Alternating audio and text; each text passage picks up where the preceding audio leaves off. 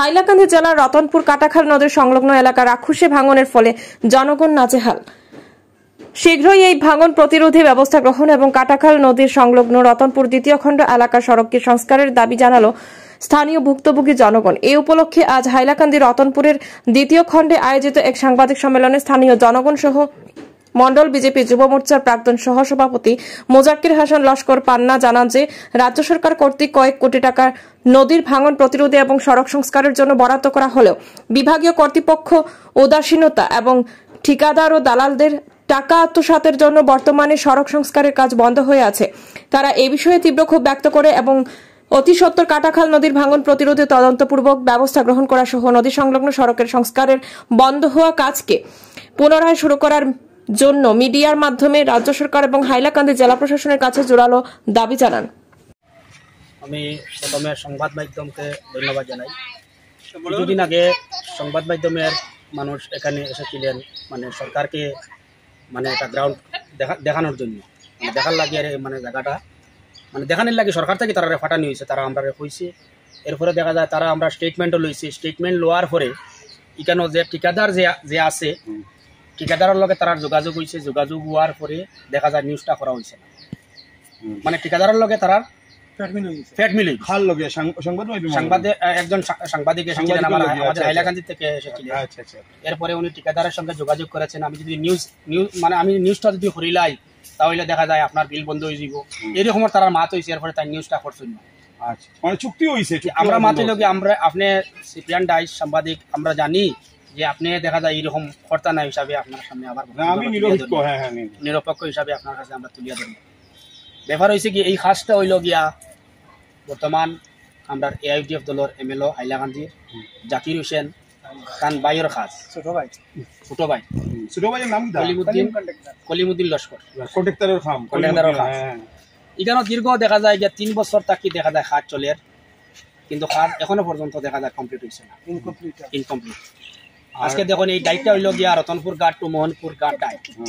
আজকে দেখুন এখানে আমরা রতনপুর থেকে পূর্ব সোনাপুর মাত্র 2 কিলোমিটার জায়গা রাস্তা, কিন্তু আজকে তাই 3 বছর থেকে কাজ পত্রা এখনো পর্যন্ত কাজ কমপ্লিট করতে পারছি না।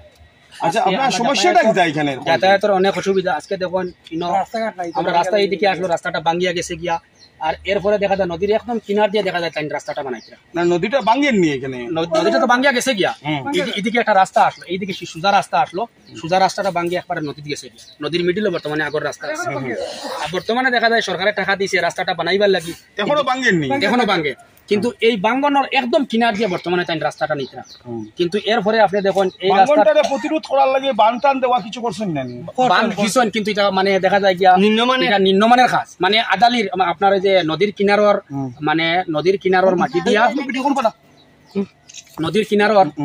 নদীর কিনারর বালি এবং রাবিশ মাটি দিয়া তাই নদী বান্ধর খাস নদীর একদম কিনার দিয়ে খতরা। তখন বৃষ্টি যখন দেয়, বৃষ্টি দেওয়ার পরে মাটিটা দেখা যায় সরিয়ে যায় গিয়া, তখন দেখা যায় কি আমার এখানে দেখুন ওভারফ্লো হইয়া দেখা যায় পানি ঢুকিয়া দেখা যায় আমরা অনেক ক্ষতিগ্রস্ত হয়, পুরা মানে ডুবাইলে আমরা এলাকা। অনেক বড় বাঙ্গন এটা, রতনপুর ঘাট থেকে আপনার এখানে 100 মিটার দূর। এখন আপনার প্রশাসনের কাছে কি দাবি? প্রশাসনের কাছে আমরা এটা ইনকোয়ারি করিয়া এই যে দুর্নীতিবাজ যে ঠিকাদার, এই ঠিকাদারের উপরে আইন মোতাবেক ব্যবস্থা নিয়া দেখা যায় অন্য ঠিকাদার দিয়া খাসটা অতি কম সময়ের ভিতরে হাতে করানি হয়। আচ্ছা চাচা, আপনার দাবিটা কি বলছেন? ও তো একই দাবি, আমরা তো আর দুসরা দাবি কিতা নদীর বাঙ্গনটা দূর হইতো কত আমরা এই সমস্যা আপনারা বুকটা সমস্যা কি কথা বুগা আমরা ভাই একটা কি সরকারটা আমরা দাবিও দিছি, সরকারের টাকাও দিছে, কিন্তু কোনো কাজ হয় না। জনমওয়ার পর থেকে কত বছর হইব? 30-40 বছর। ওলা 30-40 বছর ধরে এটা তো আর বহুত হরাইল